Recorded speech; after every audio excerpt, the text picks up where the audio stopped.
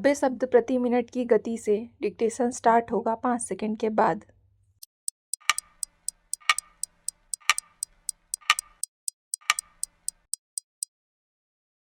Start. सभापति महोदय, इनकी देखभाल के लिए हम जो कुछ कर सकते हैं करेंगे, चाहे हमें त्याग करना पड़े, भूखे रहना पड़े। मैं आशा करती हूँ कि माननीय सदस्य एक समय का भोजन छोड़ने का आंदोलन शुरू करने वाले पहले व्यक्ति होंगे। साथ ही हमें यह भी देखना होगा कि हमारे अपने गरीब लोग कष्ट ना भोगें, मरे नहीं। हमारे ऊपर दोहरी जिम्मेदारी है। एक जिम्मेवारी अपनी जनता के प्रति और दूसरी अपने उन मित्रों के प्रति जो सीमा पार से आ रहे हैं। माननीय हमारे एक सदस्य ने दूसरे देशों के सामने भीख की झोली फैलाने की बात कही। महोदय, मुझे भीख मांगने की आदत नहीं है। मैंने ना कभी भीख मांगी है और ना अब मांग रही हूँ, ना ही मेरा मांगने का इरादा है। यदि हमारे दूत एक देश से दूसरे देश जा रहे हैं तो वे कमज़ोरी की बात नहीं करते, वे भीख नहीं मांगते। हम इसलिए उन्हें भेज रहे हैं क्योंकि यह एक अंतर्राष्ट्रीय जिम्मेदारी है और हम विश्व समुदाय को हाथ झाड़कर इससे दूर नहीं होने देंगे। वे सहायता दें या ना दें, लेकिन दुनिया के इस हिस्से में जो कुछ हो रहा है उसके परिणाम उन्हें अवश्य ही भोगने होंगे। इस समस्या को हमें उनके सामने ठीक रूप से रखना चाहिए। हमें सहायता अवश्य चाहिए और हमें जितनी अधिक सहायता मिलेगी उतनी ही अच्छी तरह हम शरणार्थियों की देखभाल कर सकेंगे। किंतु अभी तक आवश्यकता को देखते हुए यह सहायता बहुत ही कम है। अभी तक हमने जो अनुमान लगाया है उसके अनुसार जितनी आवश्यकता है यह सहायता उसका 10वां हिस्सा है। मैं आशा करती हूँ कि यह सहायता बढ़ेगी। लोगों का जीवन बचाने, बच्चों को बेहतर पोषाहार देने और हैजे या दूसरी बीमारियों से पीड़ित लोगों के बेहतर इलाज का प्रबंध करने की दृष्टि से यह अत्यंत महत्वपूर्ण है। किंतु हमारी अपील इस समस्या को सही परिप्रेक्ष्य में प्रस्तुत करने की दृष्टि से अधिक महत्व रखती है। हमें चिंता किस बात की है? हमें चिंता है शरणार्थियों के जीवन और सुख सुविधाओं की, लेकिन इससे कहीं ज़्यादा चिंता है लोकतंत्र की समस्या की, मानव अधिकारों की समस्या की। हमारे सामने और सारे देश के सामने मानव गरिमा के चुभने वाले और हृदय विदारक रूप उभकर सामने आए हैं। हमारे प्रतिनिधि इसी उद्देश्य से बाहर गए हैं कि देशों को बताया जाए कि वास्तव में स्थिति क्या है। महोदय, यह पाकिस्तान का केवल आंतरिक मामला है। इसकी अत्यधिक कानूनी आड़ लेने तथा एक लंबी और दुखद उदासीनता के बाद अब इस समस्या का हल शीघ्र खोजने के बारे में चिंता का भाव दिखाई देने लगा है। बांग्लादेश की जनता के संघर्ष को भारत और पाकिस्तान के बीच का झगड़ा दिखाने और वास्तविक और बुनियादी मुद्दे को नज़रअंदाज करके संयुक्त राष्ट्र संघ को बीच में घसीटने की पाकिस्तान की चाल अब अच्छी तरह विश्व को स्पष्ट हो गई है।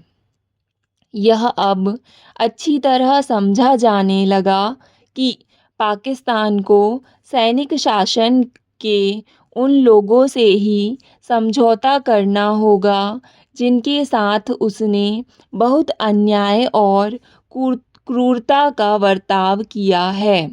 यह भी व्यापक रूप से समझा जाने लगा है कि किसी भी देश को बांग्लादेश की जनता पर कोई भी हल थोपने का अधिकार नहीं है और ना ही स्वाधीनता और राष्ट्रवाद की जिस भावना से वह प्रेरित है उसे बलात् दबाया ही जा सकता है।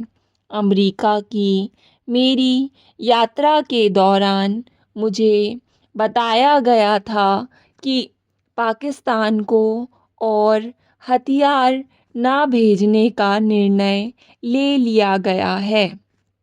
उसके बाद इस बारे में औपचारिक घोषणा भी की जा चुकी है।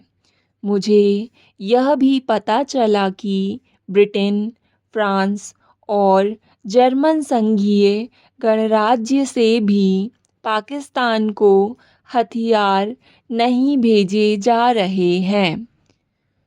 मुझे आशा है कि जिन राजनयज्ञों से मैं मिली हूँ उनके अलग अलग या संयुक्त प्रयास पाकिस्तान को ये समझा सकेंगे कि तलवार दिखाने या भारत पर कोई सैनिक संघर्ष लादने से कोई लाभ नहीं होगा। मैं आशा करती हूँ कि सद्बुद्धि कभी भी आ सकती है क्योंकि कोई भी ठोस तथ्यों को हमेशा के लिए नकार नहीं सकता। बांग्लादेश की और वास्तव में पश्चिमी पाकिस्तान की जनता की आकांक्षाओं की ना तो उपेक्षा की जा सकती है और ना उन्हें पैरों तले रौंदा जा सकता है। जिस ढंग से हम 90 लाख से ऊपर शरणार्थियों के भारी बोझ को उठा रहे हैं उसके प्रति आम तौर से मुझे सहानुभूति की नज़र से देखा गया। शरणार्थियों के लिए मिलने वाली सहायता में भी कुछ वृद्धि होने के संकेत मिले हैं। ये सब देश इस बात पर सहमत हैं कि बांग्लादेश के भीतर ऐसे हालात पैदा किए जाने चाहिए जिससे और अधिक शरणार्थियों का आना रुके और जो अब भारत में हैं वे सुरक्षा और मानवीय सम्मान के साथ लौट सकें। इसका यह मतलब नहीं हो सकता है जब किसी भी देश को ऐसी बाढ़ का अचानक सामना करना पड़े तो वह भी लंबी अवधि में नहीं कुछ सप्ताह की छोटी सी अवधि में 60 लाख लोगों का आना कोई मजाक नहीं, ना ही कोई मामूली बात है। मैं माननीय सदस्य से पूछना चाहूँगी कि दुनिया के इतिहास में कोई ऐसा देश है जिसे इस तरह की समस्या के 10वें हिस्से का भी सामना करना पड़ा हो। स्थिति की वास्तविकता समझने की बजाय इस सदन में बैठकर बस आलोचना ही करते जाना बहुत सरल है। यदि किसी यूरोपीय देश में केवल 10,000 शरणार्थी आ जाएं तो सारे अखबार, सरकार और हर आदमी उबल पड़ेगा। हम करीब 60 लाख ऐसे इंसानों की समस्या से निपटने की कोशिश कर रहे हैं जो आतंक के साम्राज्य से बचकर भाग आए हैं और जो घायल, बीमार, भूखे नंगे और थके मांदे हैं और वे हमारे जैसे देश में आए हैं जो दुनिया के सबसे गरीब देशों में हैं।